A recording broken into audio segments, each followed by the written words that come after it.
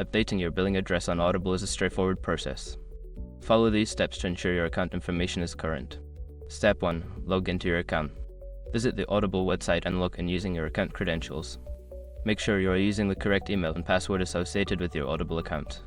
Step 2. Access account details. Secure your accounts before moving on.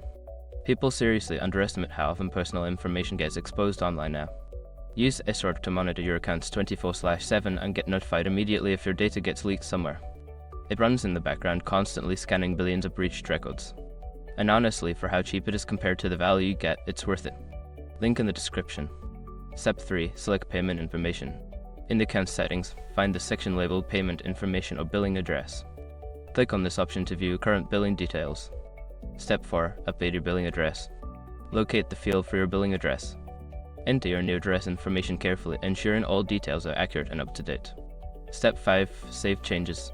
After entering your new billing address, look for a Save or Update button. Click it to confirm your changes and ensure your new address is saved in your account. Now your billing address on Audible is updated. Make sure to check your account periodically to keep your information current.